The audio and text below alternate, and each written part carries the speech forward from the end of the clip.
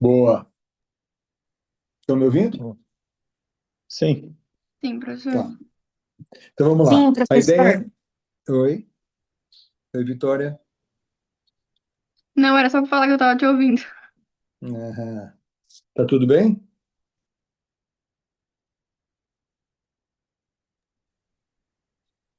Então vamos lá. É, segunda-feira, né? Todo mundo está começando a semana.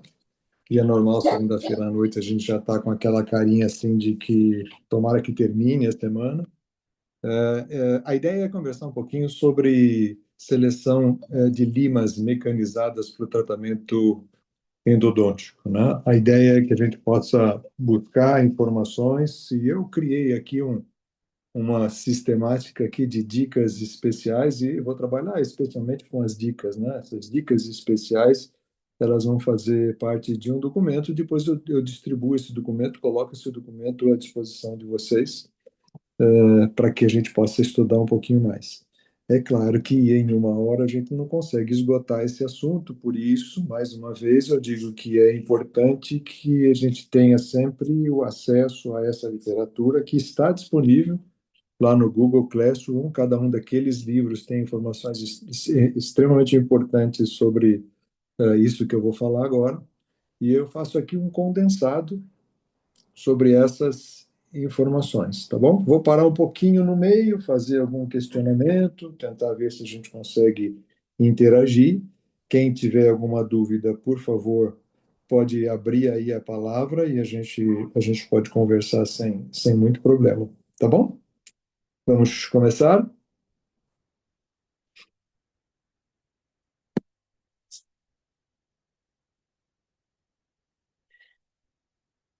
A gente precisa pensar um pouquinho, principalmente nesse momento em que todos estamos aí relativamente começando a trabalhar com endodontia de uma maneira assim mais específica, de uma maneira mais especializada.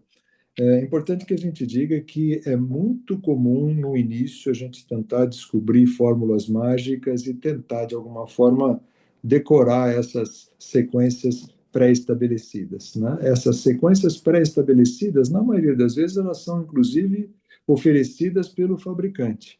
O fabricante passa para a gente as cartelinhas, passa para a gente as liminhas do conjuntinho e nos faz, de alguma forma, né, acreditar que isso pode resolver o nosso problema. É muito pelo contrário. Na maioria das vezes, isso pode levar a erros graves, né, fraturas de instrumentos, desvios, desgastes desnecessários.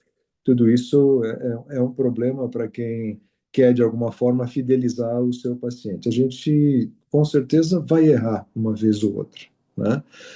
A nossa profissão, ela nos aproxima muito do risco, mas a gente tem que errar sempre o mínimo possível, tá?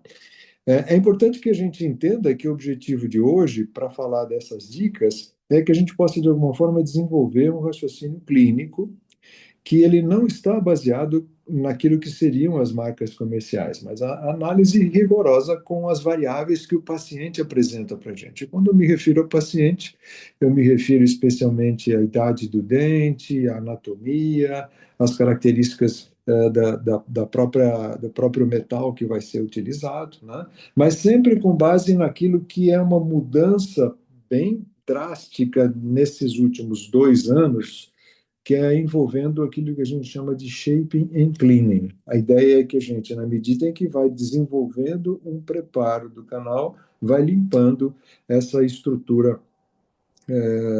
do sistema endodôntico. Tá legal? Vocês estão vendo direitinho aí as imagens? Tá ok aí para sim, vocês? tá ok, sim, Sim, professor. Então, vamos Sim. seguir. tudo ok, professor. Tá. O ponto número um, né, é envolvendo esses 4 pilares, é, a gente posiciona o dente, a idade do dente. Não a idade do paciente, mas a idade do dente. A idade do dente que caracteriza canais amplos ou canais atrésicos, né, canais achatados ou canais mais abertos, de maneira que o pilar número um, que vai garantir essa sequência, que é uma sequência mecanizada, customizada, né, tem como número um aí a idade do dente. O pilar número dois é a anatomia dos canais.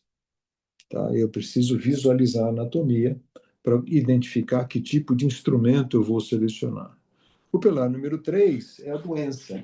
E a doença, ela garante para mim o número de instrumentos que eu vou trabalhar, quanto das paredes eu vou desgastar, quanto da pré-dentina eu vou atuar e vou remover dessa estrutura do dente. E o pilar número 4, a gente vai falar um pouquinho sobre os instrumentos. Tá? Como pilar número 1, nós temos aí os dentes jovens.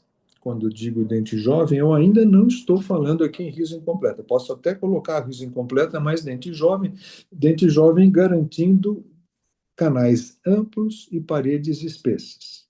Tá? Esse aqui, por exemplo, da radiografia, é um dente jovem, onde eu tenho os canais amplos de fácil visualização e paredes espessas. Com essa característica, eu tenho um menor risco de fratura do instrumento. Se a gente for considerar, é um dente relativamente fácil de tratamento, tá? Eu não corro os riscos das paredes achatadas ou dos canais atrésicos. E aí, nessa situação, eu posso trabalhar com um índice de conicidade maior, que é o taper, né? O taper nada mais é do que aquela garantia de conhecimento do índice de conicidade dos instrumentos. Então, o taper 0,6, por exemplo, e 0,8 são instrumentos relativamente avantajados no seu quesito índice de conicidade, podem ser utilizados, até porque muitas vezes o diâmetro desse canal é superior a esse 0,6 ou a esse 0,8. Isso é importante que se diga, né? De maneira que a gente pode pensar em trabalhar com um índice de conicidade maior. Normalmente não trabalharemos com índices de conicidade tão amplos, porque existem outras alternativas terapêuticas de instrumentação do canal que não a do taper especificamente. Nós temos hoje uma categoria de instrumentos que são os chamados conforming files, são instrumentos que tocam nas paredes, mas não cavam os canais, né? Não fazem a função de uma broca no interior do canal. Então, de certa forma, a gente pode considerar a possibilidade de utilizar esses instrumentos com taper um pouco mais avantajados, né? Mas também devemos conhecer a possibilidade de trabalhar com instrumentos que tocam nas paredes sem criar essa anatomia, que é o desenho que o próprio instrumento faz no interior do canal. Uma outra característica importante são os dentes senis, são os dentes que têm sequelas de histórico de trauma, sequelas traumáticas, né, e calcificações, que apresentam para a gente canais atrésicos em raízes afiladas, raízes delgadas, né, de maneira que eu obrigatoriamente preciso trabalhar com aquilo que a gente chama de negociação do canal, que é o glide path. Tá? E essa negociação ela é fundamental para que eu possa trabalhar com um instrumento no interior do canal e esse instrumento mecanizado, eu obrigatoriamente tenho que fazer essa negociação. É oferecer a esse espaço a possibilidade do instrumento caminhar de uma forma livre, de uma forma passiva, tá? E para isso é importante a gente entender que para esses dentes que oferecem já essa sequela de calcificações, de alterações anatômicas, achatamentos, né? Eu preciso imaginar instrumentos que tenham a possibilidade de responder melhor a essa pressão. Instrumentos que tenham tratamento de superfície. Ok? Então a gente tem que pensar dessa forma. Eu tenho o pilar número 1, dentes fáceis de trabalhar e dentes relativamente mais complicados, deixa eu tentar ver, deixa eu passei aqui sem problema. Aí, volta para cá.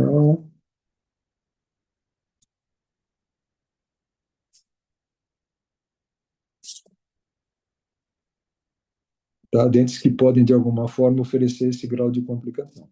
Existe uma categoria de instrumentos que são os instrumentos chamados de SCOUT, que são instrumentos nada mais, nada menos do que instrumentos que têm a mesma configuração dos instrumentos manuais. Por exemplo, eu posso, com o instrumento Scout, ter um instrumento de medida 10 com taper 0,2. A mesma categoria de taper dos instrumentos manuais, e que vão rodar no interior do canal. Portanto, eu posso, inclusive, fazer o GladPath com esses instrumentos que são com essa categoria de desenho e de estrutura anatômica próximas aos instrumentos manuais.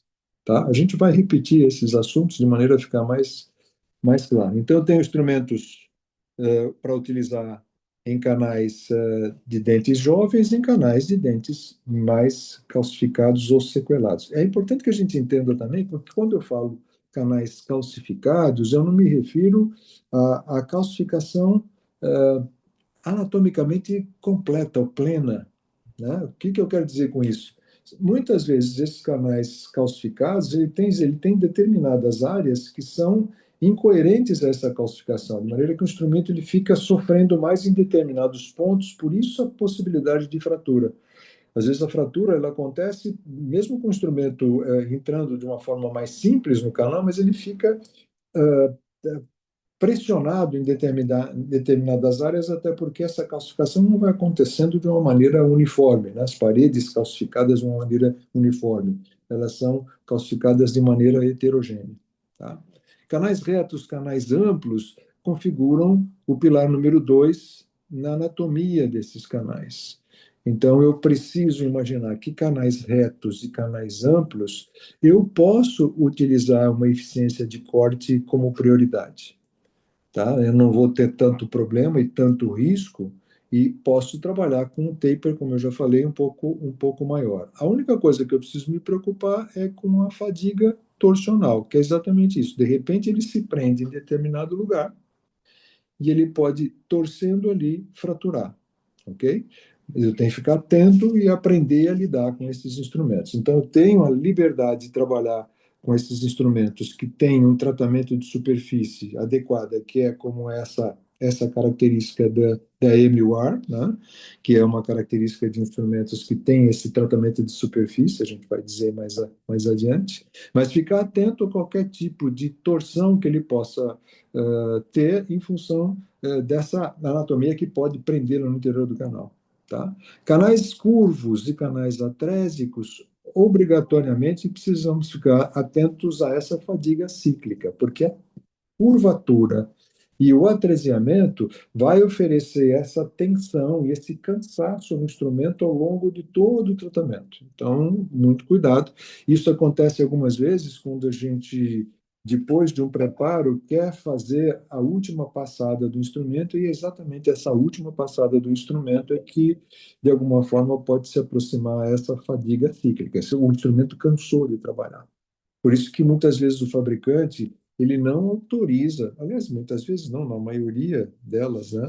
Ele não autoriza que esse instrumento seja utilizado mais de uma vez, mais de duas vezes, porque certamente essa fadiga cíclica vai garantir, vai oferecer uma possibilidade de separação, tá?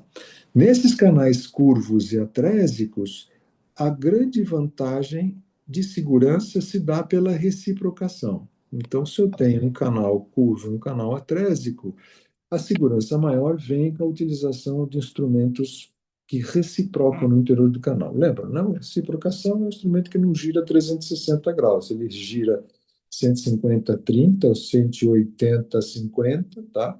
Mas, na verdade, ele gira, volta um pouco, que dá um pouco mais de segurança, principalmente para essa fadiga cíclica. Agora, é importante que se entenda que não há como trabalhar em canais curvos e atrésicos se eu não fizer negociação, tá? Então, a negociação te aproxima muito da chance de evitar esse tipo de acidente, tá? Não que eu não faça negociação quando eu estou diante de canais amplos e retos, tá? Mas aqui ele é obrigatório, aqui ele é mandatório. Todas as vezes que eu tiver canais curvos, canais atrésicos ou canais calcificados, eu preciso entender a necessidade de fazer essa negociação, esse glide path, ok? Canais calcificados, a obrigação de exploração manual é fundamental. Quando eu digo manual, eu friso que a manual aqui ela tem como importância fundamental, mas ela pode ser feita nas outras situações com instrumentos mecanizados, tá? Eu, pessoalmente, sempre oriento para que esse momento de exploração manual, né, que o glide path ou que a negociação seja feita com instrumentos manuais. Ela te dá a chance de perceber, de se conectar pela sinestesia de que maneira esse canal ele se apresenta, né, no cabo do instrumento. Isso é bastante interessante, tá? E aí eu vou tentar, de algumas formas, trabalhar com esse conhecimento e, eventualmente, eu preciso utilizar de artifícios, como, por exemplo, o EndoGuide, né, como uma tecnologia coadjuvante para vencer esse grau de dificuldade em canais que são calcificados.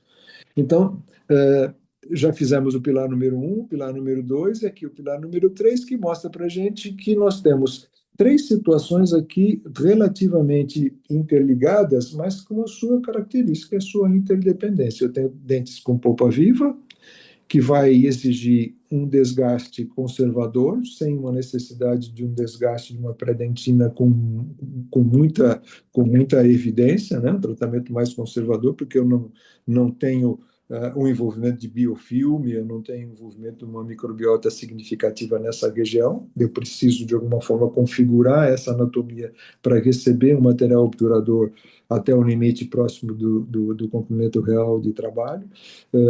Se for necessário uma medicação intracanal. As diferenças acontecem quando eu tenho uma periodontite apical, seja ela qual for, diante da presença de um biofilme profundo, um biofilme que é intracanal e que é extracanal, onde eu vou usar a PUI, onde eu vou usar a terapia fotodinâmica, tá? E uma medicação intracanal.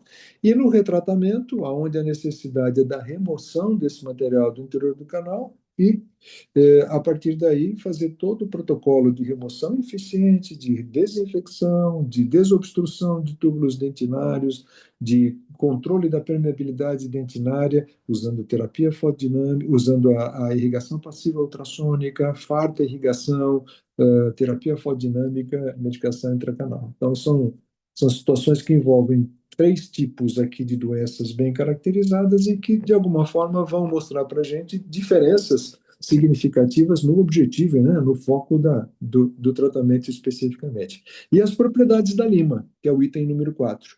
Eu tenho o níquel titânio convencional, da fase austenítica, risco elevado em trabalhar em canais curvos, são inúmeros instrumentos convencionais, a gente tem que tomar muito cuidado com isso, em função, inclusive, do seu custo, do seu preço. Instrumentos feitos numa liga que é chamada MUR, que tem uma resistência cíclica superior a 400%, quando comparada com a níquel titânio, e os tratamentos de superfície mais contemporâneos, que são o Gold, que são o Blue, a CM, o AR, né?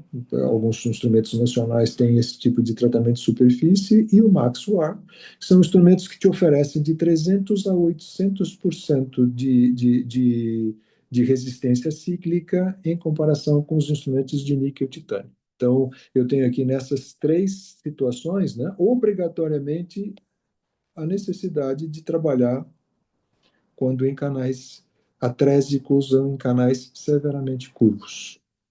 Tá? São funções que devem ser muito bem observadas. Então, esse é o quarto pilar, que vai falar do tipo de metal, que vai falar do tipo de tratamento de superfície e que vai falar do índice de conicidade. Tá? O índice de conicidade, por exemplo, superior a 6, que é o índice de conicidade 8. Aliás, existem outros, né? Nós temos o índice de conicidade ponto 10, ponto 12, né? Que são instrumentos da série Great Taper, o taper que vai desde o 0,2, 0,4, 0,6, 0,5, 0,6, 0,7, 0,8, 10, 12, que pouco se usa, né, nos dias de hoje. Eles foram criados há algum tempo atrás com a ideia de que o índice de cronicidade ia ser um valor importante na consideração da qualidade do tratamento, mas sem nenhum tipo de conservação da estrutura dentária, tá? E aqui a gente tem os instrumentos de máxima flexibilidade e utilizado em canais severamente custos, que são os instrumentos 0.02. Então, todas as vezes que a gente estiver diante de instrumentos de canais curvos ou muito curvos, excessivamente curvos, a ideia é que a gente possa trabalhar com instrumentos de tapers menores, tá bom? Então, ficar muito atento a isso. Quanto maior o taper, maior a rigidez, maior a resistência torsional e maior a possibilidade de fratura, principalmente se ele sofre aí essas tensões de curvatura. Ok? De novo, a gente fala que a movimentação 360 graus te oferece uma eficiência bastante interessante, mas a reciprocação ela reduz essa fadiga cíclica, principalmente quando a gente imagina a segurança em canais curvos. Ok? E aí a gente está diante de um assunto que é extremamente importante. Alguém pode responder para mim qual seria o grande paradoxo do molar superior? Ou do molar inferior? Vamos trabalhar dos molares. Alguém me ajuda? Vitória, me ajuda? MV2 Pro. É, sim, você está falando anatomicamente a presença do quarto canal, não é isso? Sim? Eu acho que Sim, são canais com conicidades diferentes. Isso, canais com conicidade diferente. É muito comum, aliás, é um erro comum, né, a gente entender que são usadas as mesmas sequências nos dentes multirradiculares. Ou seja, é muito comum eu trabalhar, por exemplo, o mesmo instrumento no canal mesovestibular, no canal distovestibular, inclusive no MV2, né, no segundo canal da raiz mesovestibular, e no canal palatino. Quando, na verdade, a seleção ela deve ser canal a canal e não dente por dente. Tá? O plano, quando eu digo os quatro pilares são vinculados sempre a uma estrutura que envolve esses quatro pilares, mas nessa situação, especialmente analisando canal a canal. Tá? Quando eu faço o planejamento, e a gente vai fazer isso, alguns já fizeram, né? Quando eu faço o planejamento, eu devo imaginar a possibilidade de trabalhar no canal palatino com uma sequência de instrumento, no mesiovestibular 1, mesiovestibular 2, outra sequência, e no disto vestibular, outra sequência. Né? Por isso que é fundamental que a gente entenda qual é o primeiro instrumento. E o primeiro instrumento é aquele que vai fazer a negociação. É aquele que vai fazer o glide path. É aquele que vai dizer para mim, cara, eu consigo chegar até o CRT justo. Então, daqui para frente, você pode escolher um instrumento que você achar legal, porque esse caminho eu já consegui para você. Tá? É uma questão, até que eu considero muito sempre uma questão de honra. O que é uma questão de honra? Você escolher um instrumento que faça o glide path e, a partir daí, você tem total chance de concluir o teu tratamento com qualidade, sem muitos riscos. Tá? Se eu faço o glide path, eu faço uma negociação até o CRT, eu nem sempre consigo fazer isso. É importante que se diga, né? A endodontia não é mágica. Tem situações onde as obstruções elas impedem que você chegue até onde você gostaria de chegar. Por isso que muitas vezes, a partir dessa dificuldade, você vai precisar lançar mão de artifícios como soluções irrigadoras, substâncias químicas, alternativas como laser terapia, laser de alta, laser de baixa, água ozonizada, irrigações profusas, tá? E medicação intracanal. Ok? Então não tem mágica. Muitas vezes na clínica a gente vai conseguir dificuldade, vai estar diante de dificuldades que são insuperáveis. Até porque muitas das vezes em que o especialista atenderá pacientes, ou atenderá dentes, tratará dentes, eles já vêm com sequelas assim bem complicadas, né? São tratamentos que a gente chama de tratamentos complexos, ok?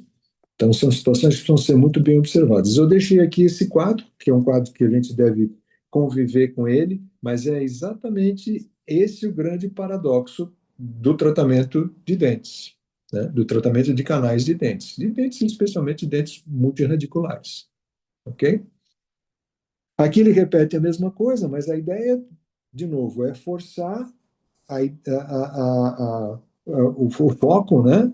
Aonde eu preciso imaginar que eu tenha já uma noção desse diâmetro, que eu reconheça esse diâmetro, a partir do reconhecimento desse diâmetro, eu tenha a necessidade de selecionar instrumentos, como faz parte do planejamento, né? Como faz isso, como sempre isso vai para a parte do planejamento, ok? Para quem não lembra, a negociação, para quem não lembra esse movimento de Gleth Path manual, é sempre aquele movimento de 30, 60, como se eu tivesse uma tremedeirinha, um quarto de volta direita esquerda, um quarto de volta direita esquerda, 30, 60, 30, 60, entrando e saindo até chegar próximo a essa região que eu busco, né? Que nesse momento é uma região próxima do comprimento real do trabalho. Ok? Isso é fundamental. Se porventura não consigo isso com o instrumento número 10, eu vou para um 0,8. Se eu não consigo com o 0,8, eu vou para um 0,6, mas eu vou buscando isso, que é o que era chamado como corda de relógio, né? Watch winding, né? De certa forma, hoje a gente não dá corda mais em relógio, mas quando eles criaram esse movimento, era um movimento de 30, 60, 30, 60, 30, 60, buscando o quê? Explorar Gleth Path, buscar fazer a conformação, a partir da conformação, irrigar, aspirar, fazer PUI, fazer terapia fotodinâmica e tentar, de alguma forma, com profusa irrigação e aspiração, garantir esse espaço qualificado para obturação. Ok? Lei. Nunca insira uma lima mecanizada sem antes ter criado o caminho. Muitos são os autores que pedem isso, né? Ah, pega o instrumento e manda a bala, empurra e vai um quarto e aperta um pouco, ele chega onde ele chega, ele vai chegar. Mas o risco de uma fratura é muito grande. Então, a negociação, ela não é uma etapa opcional, tá? Ela vai precisar ser adequada para reduzir de uma forma drástica essa possibilidade de fratura dos instrumentos mecanizados. Ok? Dicas 2 e 3. A liga metálica vai importar demais. Então, se eu tenho instrumentos, né, que têm tratamento de superfície, com certeza eles são mais seguros. E na medida que o tempo passa, tratamentos novos estão sendo identificados, estão sendo realizados, os instrumentos estão sendo oferecidos para a prática do dia a dia, tá? Isso é fundamental, não tenha dúvida disso. Outra coisa que é extremamente importante é que, na medida que esses instrumentos vêm sendo cada vez mais qualificados, eles vêm aumentando a velocidade de preparo. Tá? Só que a gente não pode esquecer que, por mais veloz que seja o preparo, a substância química precisa de um tempo para agir no interior do canal. Tá? Essa substância química, ela precisa desse tempo de contato. E não são poucas as vezes em que esse tempo de contato ele é aumentado apenas por manutenção da substância química no interior do canal. Já acabei o preparo, mecanicamente ele já está pronto. Tá? Só que o hipoclorito de sódio, ele precisa de um tempo para manter essas paredes umedecidas e oferecer a chance de agir como desestabilizador desse biofilme no interior do canal. Tá? Então, não esqueçam nunca disso. Né? Tem muitos colegas que dizem, mas eu faço um tratamento incisivo em 10 minutos, né? Faço um pré-molar em 15 minutos. Muito cuidado com isso, porque mecanicamente eu posso ter essa vantagem. Ok? Mas quimicamente, com certeza, eu estou, de alguma forma, criando um problema para a resolução da doença, se ela existir, ou eventualmente até dando chance para que ela se perenize, né, na medida em que o tratamento tem essa deficiência de preparo químico. Legal? Uma coisa importante, nunca tentar deixar esse canal atrésico como sendo um canal amplo. O tratamento endodôntico ele tem sempre a filosofia da, da, da, da retificação.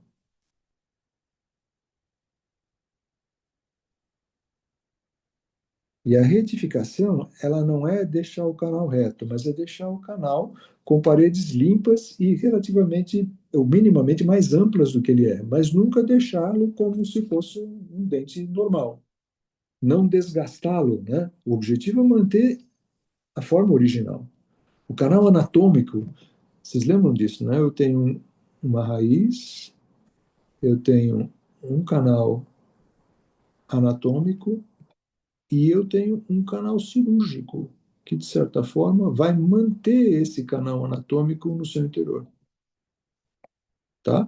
Nunca imaginar que eu queira transformar esse dente num dente natural, num dente que nunca sofreu nenhum tipo de sequela de calcificação, ok?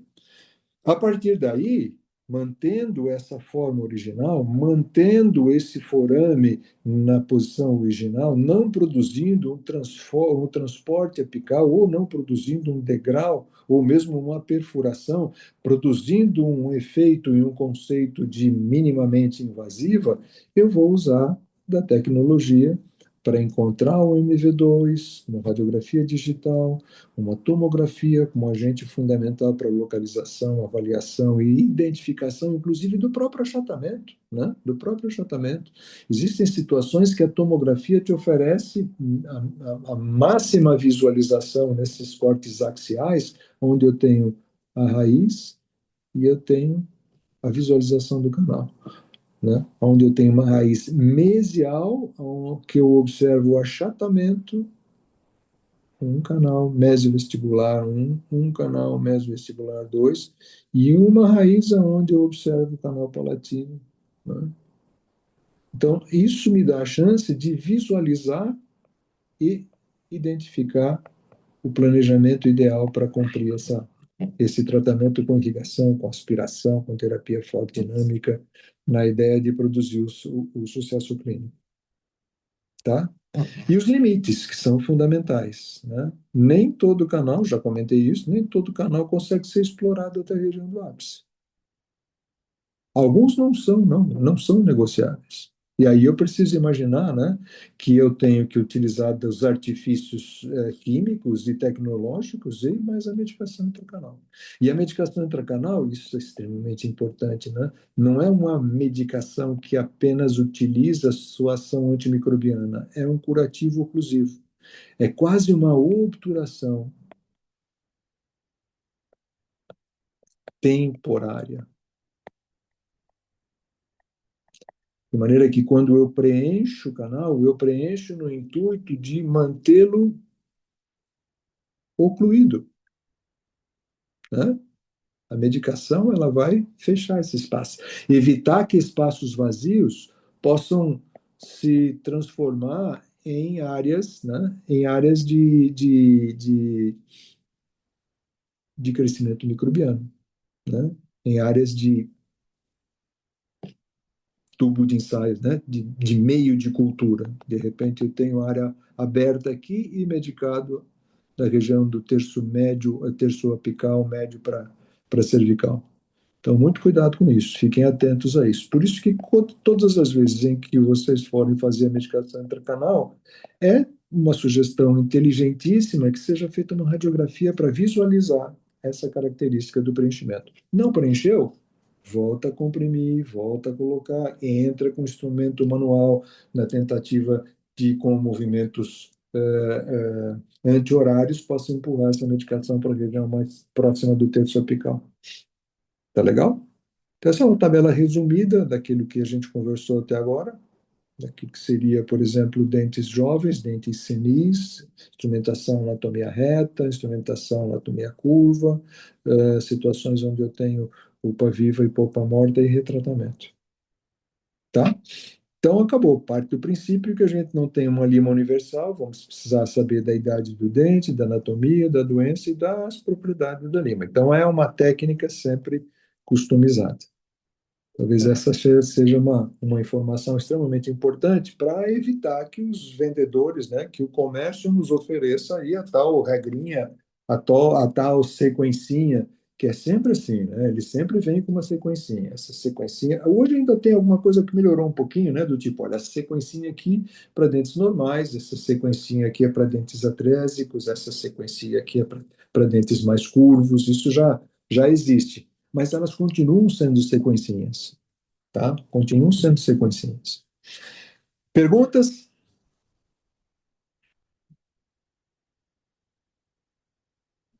Por enquanto, não. Ah, jura? Eu, professor, eu tenho uma pergunta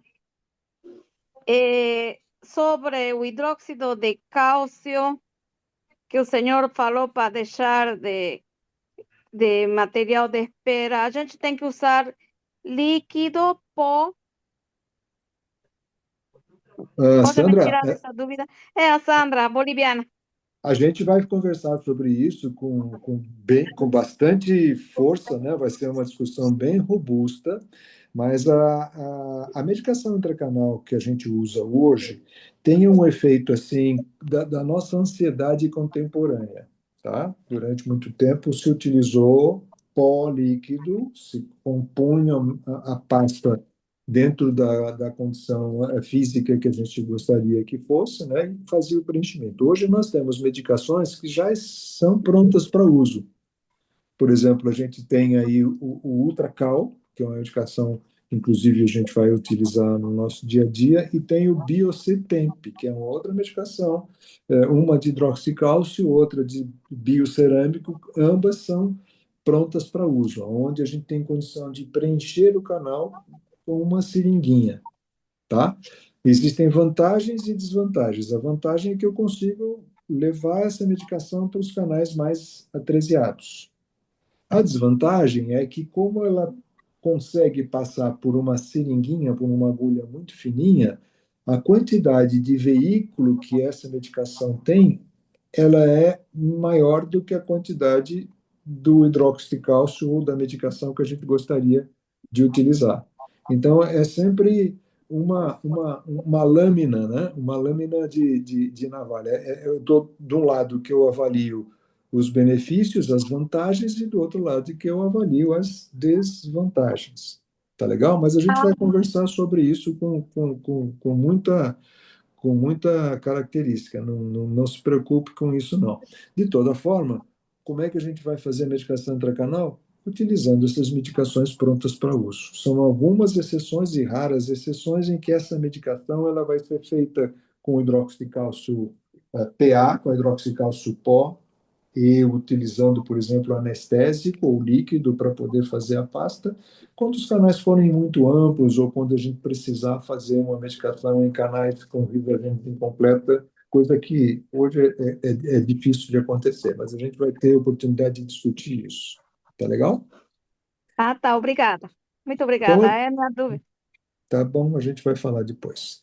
Tá bom, obrigada. A gente vai voltar, a gente volta aqui a citar o paradigma, né, do Shaping for Cleaning. A minha geração toda ela aprendeu a chamar de cleaning and shaping, ou seja, na medida em que você vai limpando o canal, você vai preparando. Hoje a ideia é, na medida em que eu preciso entender que eu tenho que configurar o canal para poder limpar. Tá? Não sei se deu para entender isso, né? Eu preciso configurar o canal para poder limpar. Eu não posso limpar sem antes fazer um preparo. Então, são situações relativamente concomitantes. De toda forma, o equilíbrio clínico que a gente tem, o equilíbrio crítico que a gente tem que ter é ampliar o canal o suficiente para potencializar essa desinfecção. Eu tenho que ampliar bem o canal, né, para produzir essa desinfecção. Então, sempre dentro do bom senso, tá? E eu não posso ampliar tanto a ponto de garantir a possibilidade de trincas ou fraturas, mas eu tenho que ampliar com a capacidade de entender, né, com as condições de entender que a anatomia radicular ela tem estrutura para resolver aí a fisiologia da mastigação. Ok? Todo mundo sabe o que é taper, tá? Por exemplo, O taper significa quanto de diâmetro o instrumento aumenta. A gente tem o taper 2, o taper 4, o taper 6. Alguns instrumentos não mostram para a gente numericamente o taper, mas mostram para a gente a porcentagem, né? 6%, 4% significa que a cada milímetro ele aumenta em diâmetro 4%. Tá? Quanto maior o taper, maior a massa, maior a rigidez. Então, vamos lá, de novo, né? Instrumentos de taper avantajado oferecem uma possibilidade de melhor resistência torsional, mas eles são suscetíveis a uma fadiga cíclica em canais curtos. Então, eu não posso usar. Eu não devo usar. Tá? Eu não devo usar. É importante a gente entender, por exemplo, que instrumentos de tapers calibrosos ou de tapers, de taper, os instrumentos onde se observa o taper, por exemplo, eles têm secção transversal, tá?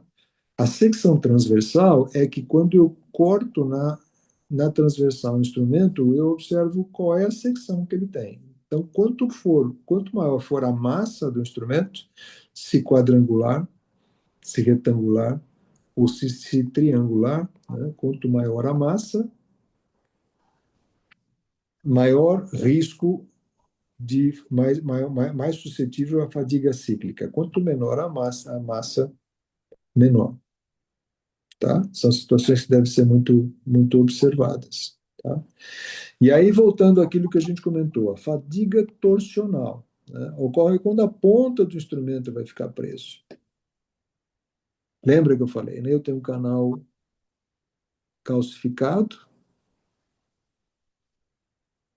né? Onde a estrutura anatômica ela é muito restrita, eu tenho a chance de ter a extremidade do instrumento presa e ter uma fratura, porque o motor continua rodando e o torque não para. Quanto maior esse torque, maior esse risco, né? Então ele vai continuar aplicando esse giro e esse instrumento vai separar. Essa é a fratura que a gente chama de fratura torsional, que ela é muito frequente, né? Fratura por excesso de torque na ponta do instrumento quando fica bloqueado. E esse tipo de bloqueio, ele não acontece exclusivamente no canal plenamente calcificado, porque o canal plenamente calcificado, ele tem, aquilo que a gente vê, ele tem determinadas áreas que são imperceptíveis pela radiografia. E isso acontece mais na região do terço apical, onde o instrumento, quando chega na região do terço apical, ele sofre essa pressão, ele sofre esse momento em que o instrumento fica preso nessa região e ele fratura. E a fadiga cíclica, que ela é vinculada aos movimentos sucessivos. Quanto mais eu giro dentro do canal, maior a chance dele sofrer essa separação. Por isso que 99,9% das vezes que a gente for falar de instrumentos mecanizados, a gente vai falar de 3 a 4 movimentos. Entra, 1, 2, 3, 4 movimentos, tira, irriga, aspira, deixa ele descansar. Né? Isso chama-se fadiga. Tá? E essa fadiga, de alguma forma, ela acíclica vai acontecer por flexões repetidas no interior do canal. Tá? Nessa rotação, nessa alternância da pressão da compressão e da pressão, quer dizer, penetração e retrocesso, a tendência é ele acusar essa fadiga cíclica. Então, instrumentos de maior massa, maior taper e maior seção têm para suportar maiores tensões torsionais, porém menor resistência à fadiga cíclica. Lembra o que eu falei agora há pouco, né? Existe uma tendência de a gente analisar vantagens e desvantagens. Em alguma situação, alguns são bons para isso e alguns não são bons para isso. Ok? Das ligas que a gente vai utilizar, nós temos algumas ligas de alguns tratamentos de superfície, todas elas são de níquel-titânio, né? Mas algumas trabalhadas em fase de alta temperatura ou em fase de baixa temperatura, são as ligas austeníticas e martensíticas. Opa!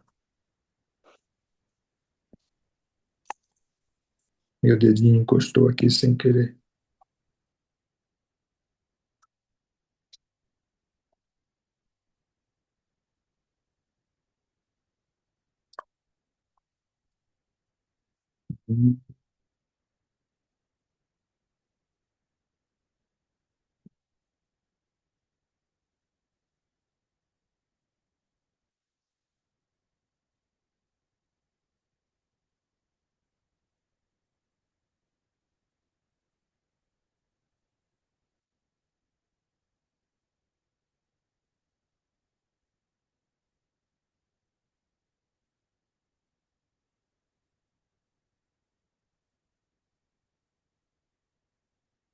Tá? Só para a gente deixar mais claro, depois eu vou disponibilizar essa aula para vocês lerem com calma, e dois textos, tá? São dois textos que envolvem toda essa nossa fala aqui.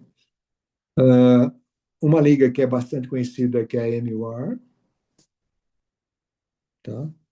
A CM, que é a mais conhecida, que é a mais utilizada, é o controle de memória.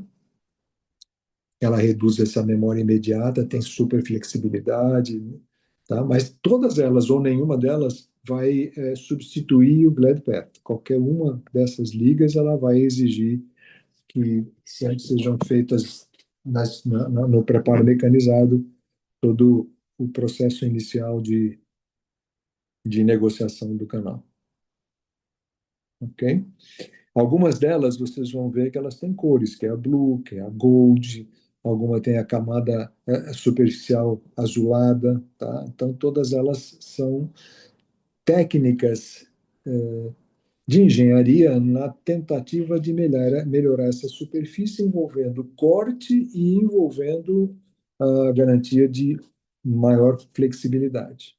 Alguns instrumentos e algumas marcas comerciais e seus tratamentos térmicos.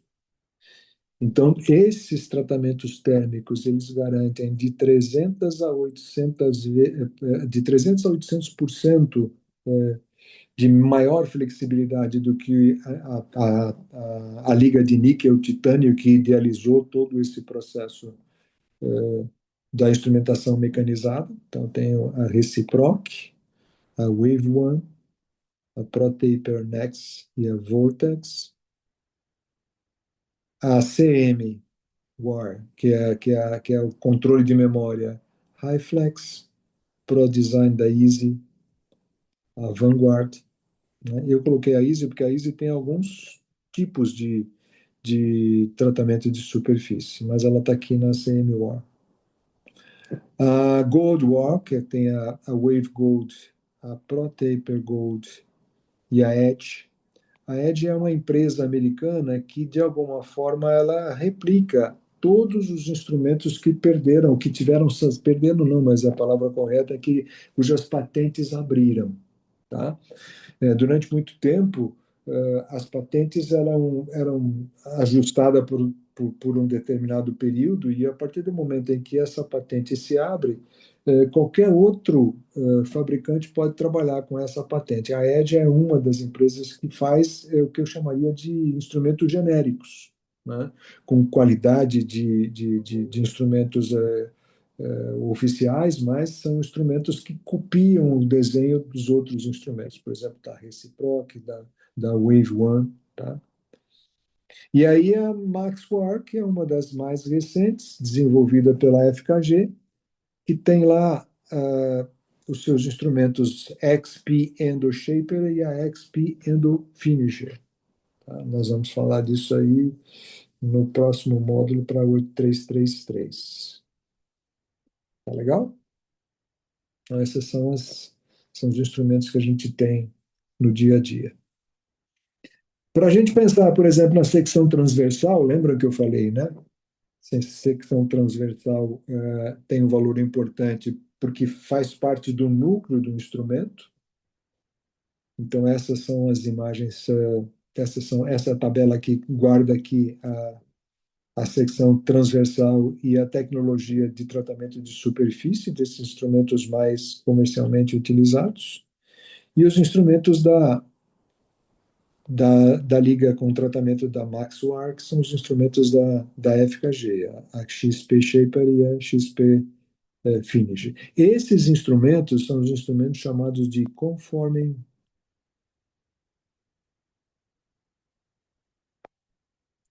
Files. São instrumentos que se adaptam às paredes do canal. Tá? Por exemplo, se eu tenho um canal C-shaped, se eu tenho uma riso incompleta, canais amplos, onde o diâmetro do instrumento, às vezes, é um fator complicador, porque eu tenho um grande istmo, né? Por exemplo, o C-shaped, ele tem uma estrutura anatômica muito parecida com isso aqui, tá? Dentro de uma raiz. Então, eu tenho aqui a vestibular, a lingual, a mesial e a distal.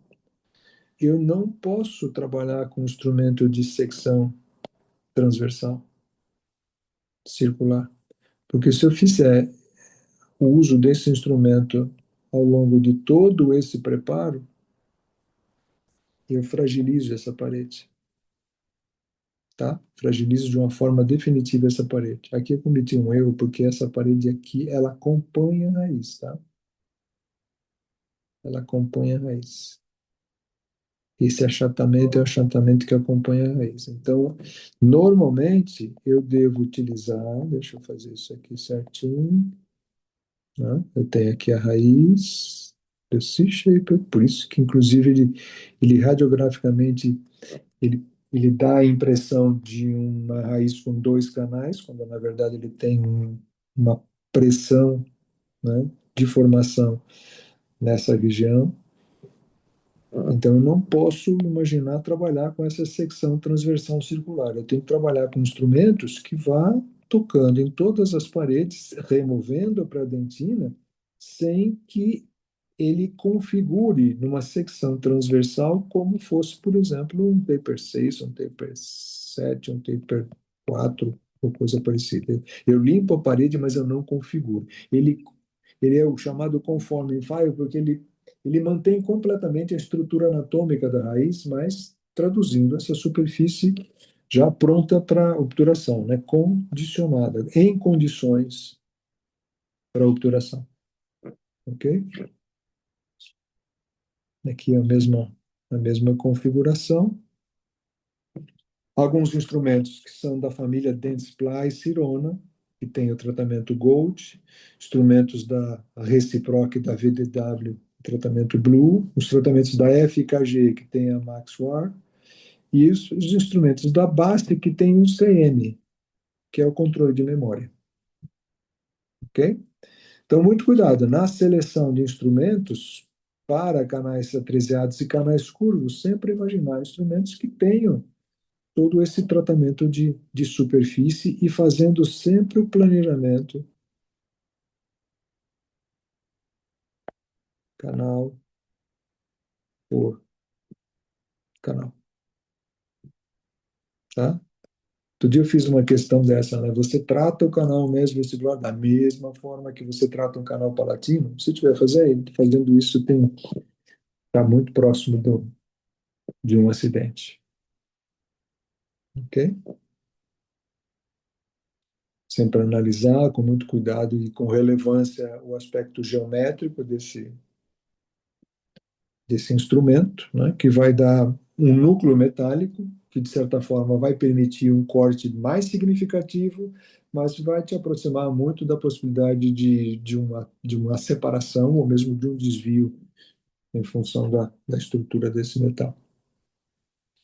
De novo, né, mandatória Glide Path, não opcional. Eu vou precisar sempre imaginar a possibilidade, a necessidade de fazer um túnel para esse trabalho, esse instrumento mecanizado de trabalhar, e esse túnel é sempre feito no instrumento manual. De novo, né? Se o instrumento manual fez o túnel até onde eu queria, é uma questão de honra continuar com esse trabalho sem perder esse espaço.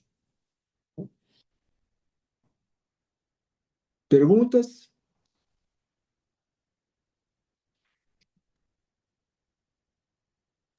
Eu Professor, então essa última lima brasileira que tem memória, eu acho que seria bom usar ela, né?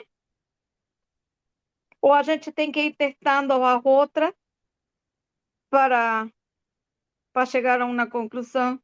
Não, esses instrumentos são muito bons. A gente vai fazer ainda no começo do próximo mês, nós vamos fazer um hands-on com esses instrumentos. A 833 já fez, os instrumentos da Easy, né? Mas a gente vai fazer um hands-on com esses instrumentos. São bons instrumentos, são instrumentos da relação custo-benefício bem interessante e vale a pena trabalhar com elas sim, tá? É claro que existem outras melhores, tá? É claro que existem outras melhores. De certa forma, né, o preço vai dizer isso para a gente. O tratamento da superfície vai garantir um custo um pouquinho maior para esses instrumentos um pouquinho melhores. Tá? Tá bom, Tá obrigada. bom?